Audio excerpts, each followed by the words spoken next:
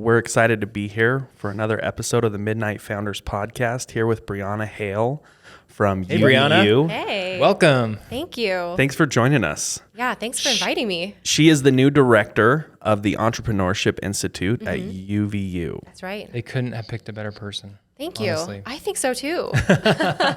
So great. Thank you. So I met you probably shortly after. I can't remember how long you've been there, but when I started my role here at Central Bank, before we even knew what it was called, the Right. CB Vault. CB Vault. Yeah. Yes. Which I love. Yeah, that's cool, great. huh? Well, she also played a part I in voted naming for that it. one, yeah. Oh, you did? She did, yeah. Thanks for voting and being Yeah. part of that process. Yeah. So, but you were fairly new at UVU when. Right. So, Yeah. can you tell us maybe how long you've been at UVU in your current role, but also why entrepreneurship? What got you started? Yeah. So I moved out to Utah when I took the job here in August of last year, 2021. So I'm And that was from California? from California. Okay. Yeah. I was in a similar role at UC Irvine. Oh, So cool. running one of their Entrepreneurship Institute type centers.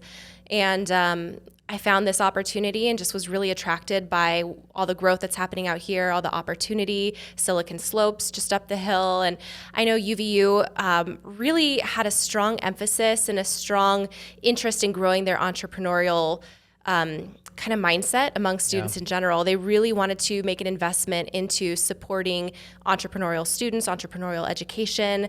And I was really attracted by that opportunity to create things. And so I packed up my family and moved us out here. And Into the wild of Utah. Yep. And I've been involved in the entrepreneurial world since about 2012, 2013, when I dabbled in my own kind of tech meets the arts startup.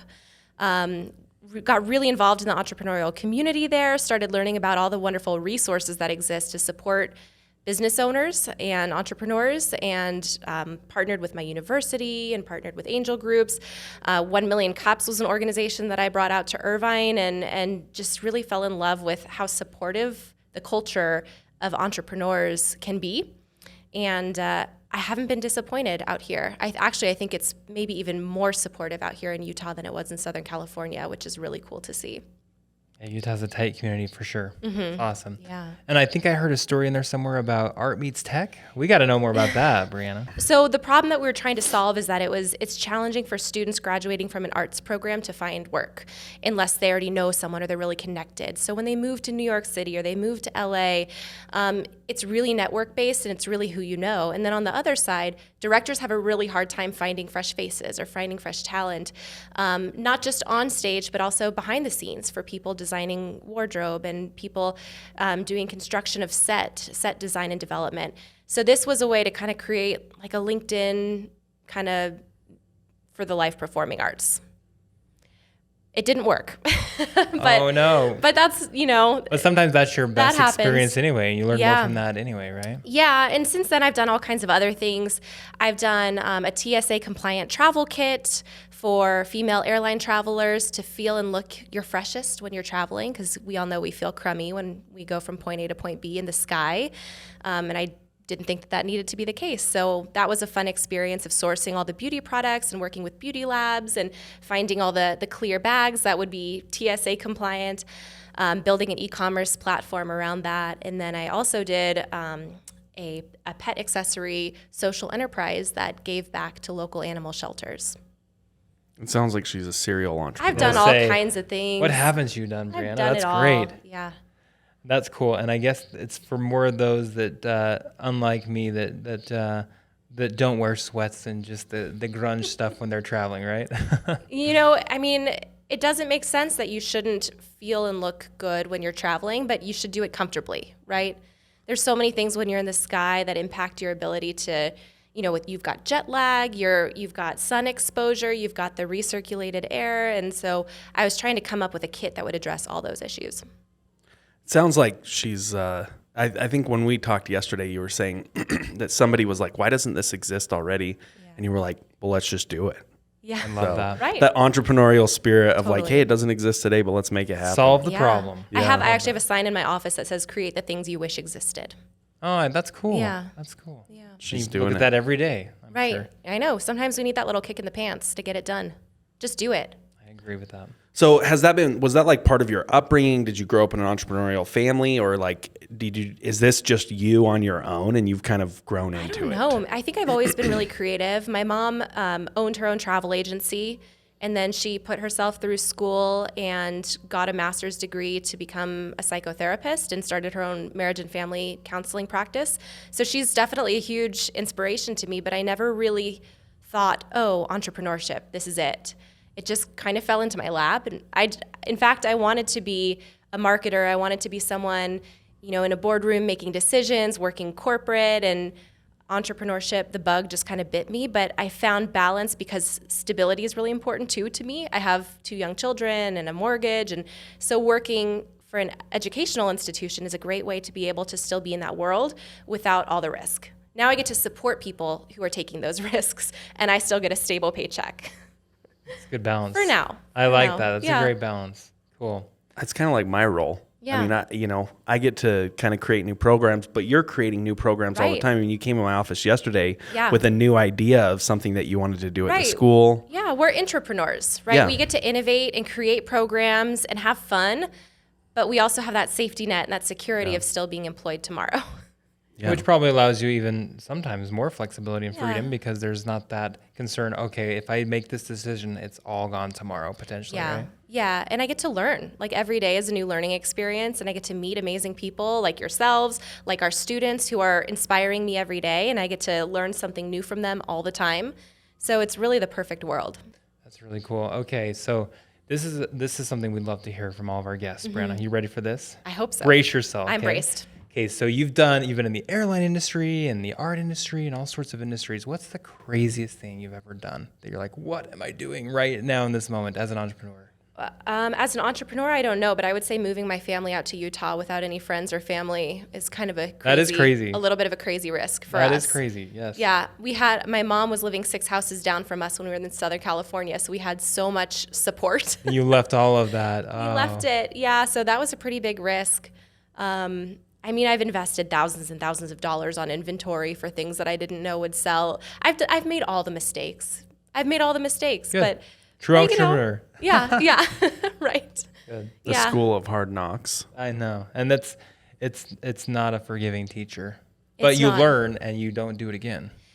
And the cool thing about entrepreneurship is that you can learn from other people too, right? The people you're interviewing on your podcast, all kinds of other articles and websites and social media pages. You're following all these amazing entrepreneurs, and you can kind of learn what not to do from the mistakes that they've made as well.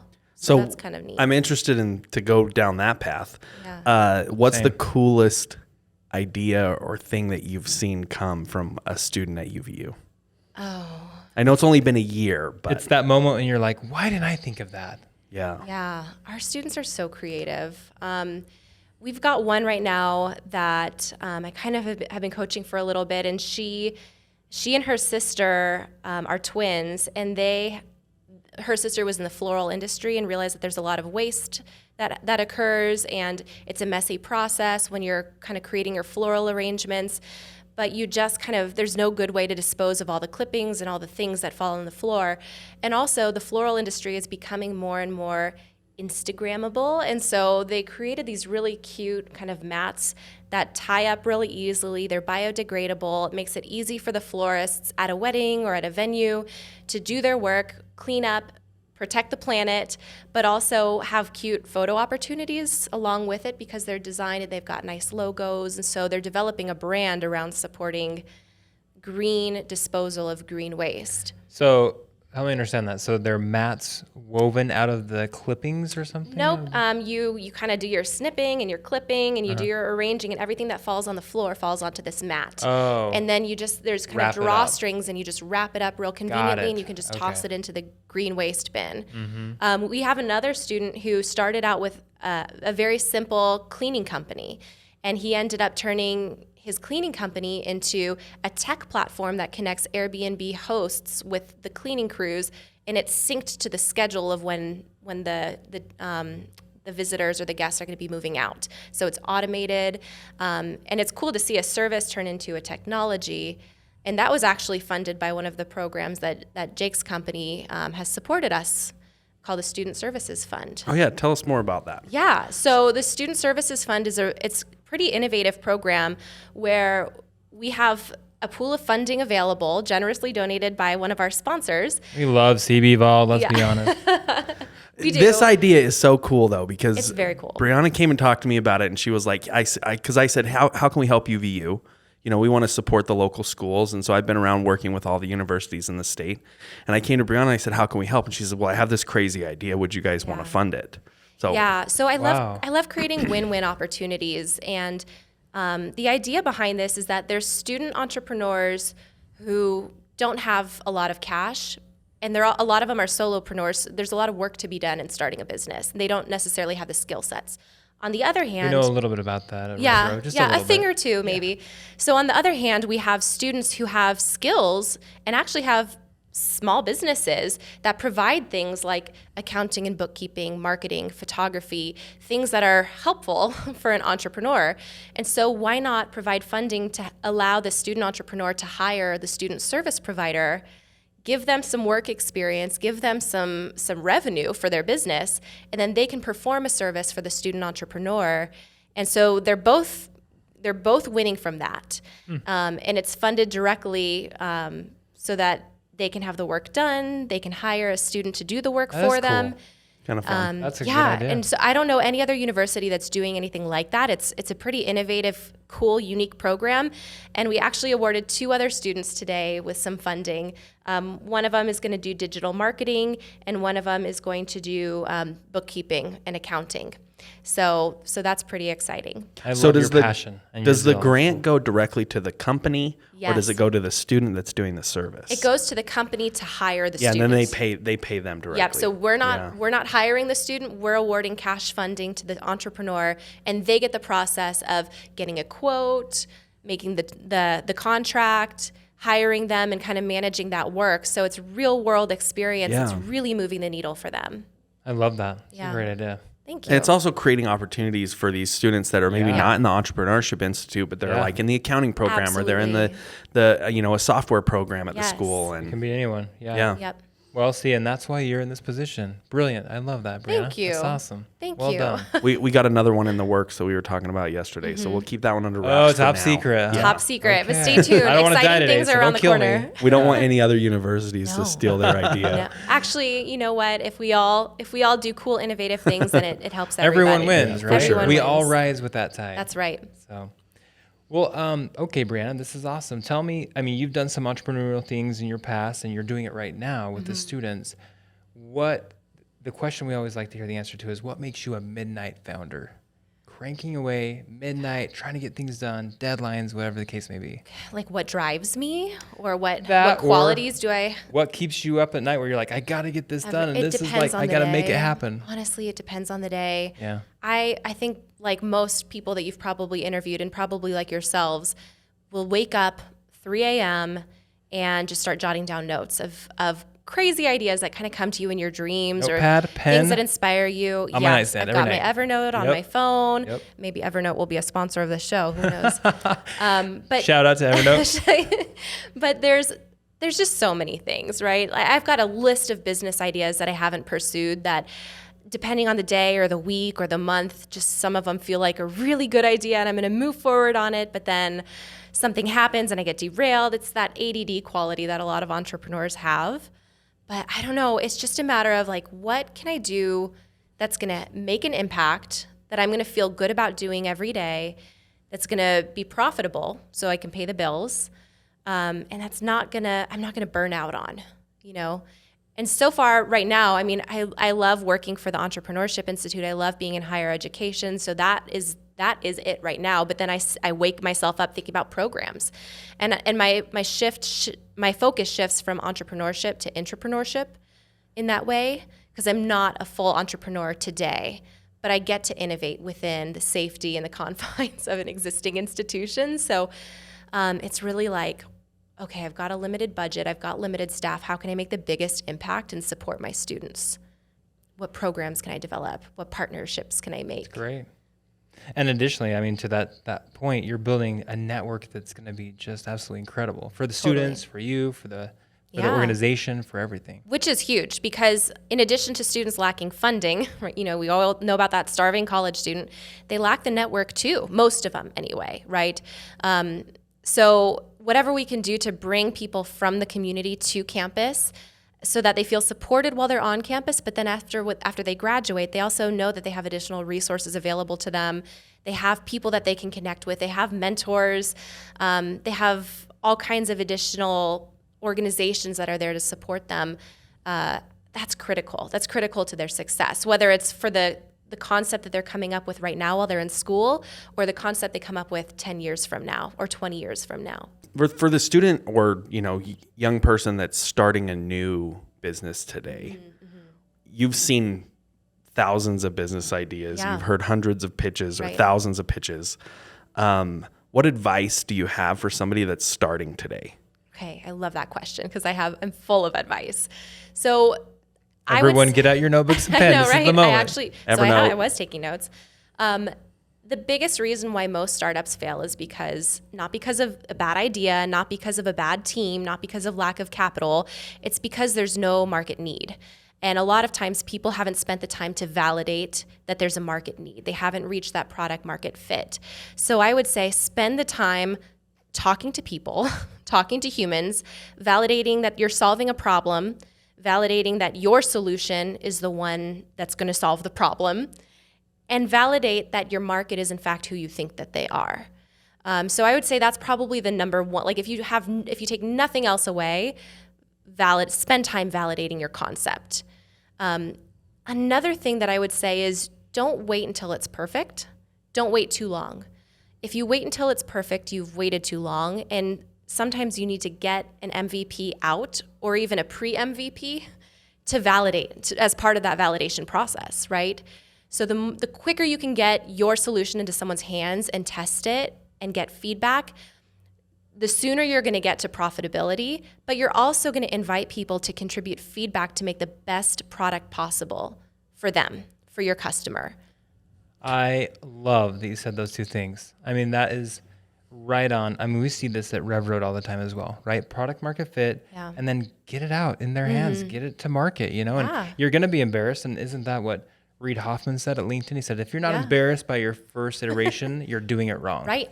Yeah. And I love that. Thanks for saying that. Yeah. I can see how difficult it is, though. Like I can just, you know, you pour your heart and soul into these ideas or this product or whatever. You're emotionally tied to Yeah, it. and it's people like are afraid of somebody's telling you you feedback. have an ugly baby Yeah, or something, yeah. you know? Yeah. So you have to kind of put your ego aside a little bit. When you're creating something for someone else, you need to be able to put your ego aside and take that feedback. Well, and that's exactly it. I mean, a lot of entrepreneurs, they work on the product market fit portion, and then they do send it out to market, but then they don't want to listen to the feedback because it's perfect the way I want it. Yeah. This is how I want it. And then they miss it there too. So Yeah. I think there's that third step as well. And I just love that. Yeah, I had a student at my prior institution who was really proud of this video game that he had developed. He'd spent countless hours developing a video game. And I said, great, what kind of feedback have you gotten? Have you tested it? And he's like, no, I haven't shown anyone. I said, well, how do you know people will like it? And he's like, I just know. I'm like, okay, well, maybe you should, you know, let someone else play it and give you some feedback on it. Yeah. That's And good then you're advice. thinking in your mind, you're like, okay, now how am I going to help this person without Yeah. crushing their dreams? But they need to yeah. know, you know? And you some can't ask your people- mom. You can't they have your do. yeah, but you can't have like your family do your right. validation for No, you. Not Right? at no, all. no. Not at all. And some people just really struggle with that coachability aspect too. And like I've met with many people who come to me wanting feedback, but they don't actually want the feedback, you know, and They're you just can saying tell. it. They're just saying that they do Yeah. to kind of go through the motions. Right. And I think the ability to solicit and to accept and to crave and to implement feedback is something that's inherently found in successful entrepreneurs, and it's not always comfortable. It is a learnable skill. You can practice it, and it's not super comfortable, but the more you get comfortable with it, the more likely you are to find success in your venture. Game changer. It is. Yeah. Yeah. Well, and I found too that not only is getting feedback the first time really helpful, but then going back and asking, well, what else? Or what Yeah. more can you tell me? Because sometimes that's when the best feedback comes because they've they've realized that you're not going to resist that, Right. that first, run of feedback that they've given you. Yeah. And we all know, our products are constantly changing. Our customers are constantly changing. Technology, the economy, our competitors, the market, everything changes. So you need to be able to constantly go back and revisit some of your assumptions and revise your processes and get innovative and try to stay ahead of all of that, which is really hard. No one's a fortune teller, but you gotta talk to people and try. So Breanna, great advice. Wow. What other advice would you have for those that are, getting into the entrepreneurship game, maybe even specifically as it pertains to investment? Yeah. So one of the first questions I get, or kind of the reason why a lot of students especially will come in and talk to me, is because they make the assumption that they need an investor from day one, right? They see Shark Tank and they're like, I need an investor. Businesses cost money to get off the ground, which is true. Yeah. But a lot of times investment is not the right route to go, at least not at the beginning. In fact, most investors probably won't be interested in a lot of the early stage startups until they have some kind of traction, until they have revenue, until they've reached that product market fit that we've talked about. And if they are, run, right? That's the wrong investor that you want. Yeah, and I think a lot of them also want to see that you've put your own skin in the game, that you've been able to bootstrap. So I think that sales is one of the best ways to get funding for your business, is through revenue. Oftentimes it takes a while to get there. So if you have the time, then that's great. But just be aware that the first dollar that you take from an investor is going to be the most expensive dollar that you take, because the valuation of your company pre-money is going to be pretty minimal when you're starting out. And also, for an investor to take that risk on your business, they're going to want a large percentage of ownership of that company.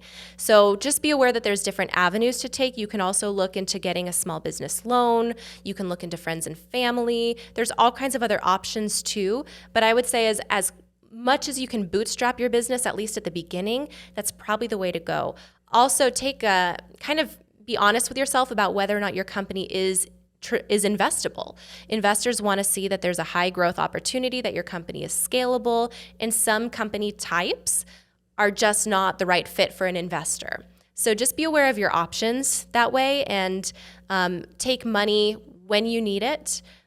Take the right amount of money when you need it. Not too soon, not too much. Great advice. Love that. What about mentors? Either like in your life in the past that have gotten you to where you're at, or the value you see for students having mentors or entrepreneurs having mentors? Yeah, mentors can be found in many ways, in many different parts of your life, of course. I've been really fortunate to work with some really wonderful, talented, intelligent individuals during my time entering the entrepreneurial world. Through 1 Million Cups, I've had some fabulous co-organizers. I've had a wonderful boss who also coached me through my entrepreneurial journey through several startup ideas that I've had. And then my mother is a huge inspiration, and she often checks me when I'm starting to get a little bit too crazy and too out there. She's that dose of reality that I sometimes need to keep me on track. And then also, I would say just having wonderful relationships with a lot of the students that I've had. I mentioned earlier, they've been a huge source of inspiration for me. And now, as they've progressed in their careers, they're often people that I will float ideas by and get guidance and input from. I have one who I actually connected with an organization out here, an accelerator out here, and she went through that process, and she's done all kinds of wonderful accelerators in New York, and she's just a really impressive and inspiring young entrepreneur who is self-funded. She's raising her seed round right now, and she's just learned so much about being an entrepreneur and growing a company from the ground up as a solopreneur. She's built out her team since then, and she's won countless pitch competitions. So I often look to her when I think of what concepts I might have that I want to explore and play with.